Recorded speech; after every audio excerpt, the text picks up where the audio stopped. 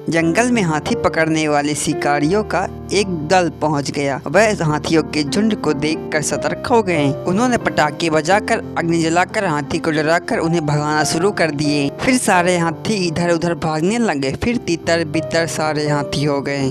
शिकारियों ने एक बड़े दांत वाली हथनी को निशाना बनाया और उसे मार दिया। उस हथनी का छोटा बच्चा छोटू उसके पास आकर खड़ा हो गया और बोला, उठो माँ, देखो सारे हाथी यहाँ से चले गए हैं। हम अकेले रह गए हैं। शिकारी हमें देख रहे हैं। मुझे डर लग रहा है। माँ, उन्हें उठकर भगा दो। माँ उठो ना, आंखें खोलो ना। बेचारा मासूम सा छोटू वह इस बात से अनजान था कि उसकी माँ अब कभी नहीं उठ पाएगी और कुछ नहीं बोल पाएगी। बेचारे उस अभागे को यह भी नहीं पता था कि अब वह बेचारा अनाथ हो चुका है। लेकिन बेचारा हाथी का बच्चा अपनी माँ के जागने की झूठी उम्मीद लगाए बैठा हुआ था। शिकारी आगे आने लगे। उनके चेहरे पर विजय की मुस्कान थी। नन्हा छोटू पीछे हट रहा था और उसे पकड़ने के लिए एक शिकारी आगे बढ़ा तो छोटू दौड़ने लगा। खतरनाक शिकारी पीछे पीछे दौड़ने लगा और बेचारा छोटू आगे आगे भागा जा रहा था। उसी बीच तेज तूफान आया। पत्तियां और धूल उड़ने लगे। बेचारा छोटू भागता जा रहा था। शिकारी नहीं दिख रहे थे। लगता है वो लौट चुके थे। तूफान भी रुक गया। छोटू भी रुक गया और देखने लगा आसपास कोई दिखाई नहीं दे रहा। वो आगे बढ़ गया और चला जा रहा था, लेकिन बेचारा रास्ता भटक गया था। एक सियार रास्ते में खड़ा हुआ था। ए छोटू, किधर जा रहा है तू? भालू वैद्य काका के पास माँ का इलाज कराना है। मुझे रास्ता नहीं पता, बताइए ना। मेरे पास समय नहीं है, सीधे चला जा।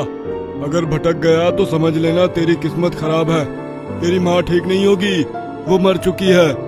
शिकारी उसके दांत निकालेंगे। सियार ने मदद नहीं की, बल्कि वह अपनी बातों से बेचारे छोटू को दुखी कर दिया। दुष्ट सियार की बातों से छोटू बहुत डर गया और रोने लगा, लेकिन उसकी आंसू पोंछने वाला कोई नहीं था। उसे बहुत भूख लगी हुई थी। आगे जाकर एक केले के पेड़ पर केले लगे हुए थे।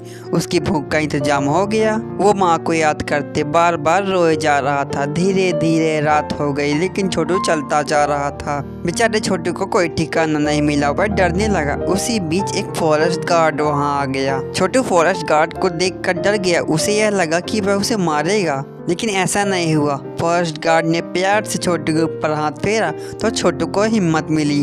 वो उसे लेकर चल पड़ा। रास्ते में छोटू को कुछ फल दिए। बेचारा छोटू मन ही मन सोचने लगा कि इंसान कई प्रकार के होते हैं, कोई भक्षक है तो कोई रक्षक। फॉरेस्ट गार्ड उस छोटू को अपने घर लेकर गया। छोटू दोस्त, तुम यहाँ आराम करो। सवेरे तुम्हारा इंतजाम किया जाएगा। तुम्हें तुम्हारी माँ से मिलवाया जाएगा। यह सुनकर छोटू की आंखों में आंसू आ गए। आंसू का सही कारण फॉरेस्ट गार्ड नहीं समझ पाया। वो सोचने लगा कि उसकी माँ उससे जुदा हो गई है, कल मिल जाएगी। फॉरेस्ट गार्ड ने सवेरे छोटू को खिलाया पिलाया और अपने साथ लेकर चल पड़ा। दोनों चलते चलते उस स्थान पर पहुंच गए जहां छोटू की माँ मरी हुई पड़ी हुई थी। शिकारियों के द्वारा हथनी के दोनों दांत निकाले जा चुके थे। छोटू उसे देखकर बहुत रोने लगा और फॉरेस्ट गार्ड का मन भर आया। फॉरेस्ट गार्ड समझ गया कि यह हथनी ही इसकी माँ है। उसने छोटू के सिर पर प्यार का हाथ फेरा और छोटू को अपने साथ लेकर चल पड़ा। रास्ते में चलते चलते एक हथनी का छोटा बच्चा मृत पड़ा हुआ था।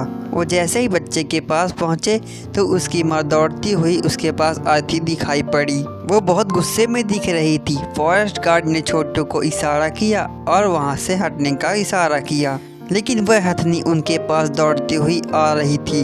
फॉरेस्ट गार्ड ने सोचा कि अब उनकी खैर नहीं। वो बहुत डर गया था, लेकिन एक चमत्कार हुआ। उस हथनी ने छोटू को अपने सूंड से उसको प्यार कर रही थी और दर्शा रही थी। फॉरेस्ट गार्ड आश्चर्य में पड़ गया। वह हथनी छोटू के साथ ऐसा व्यवहार कर रही थी कि वह उसका खुद का बच्चा हो। फॉरेस्ट गार्ड ने ऊपर आसमान को देखा और भगवान को धन्यवाद दिया।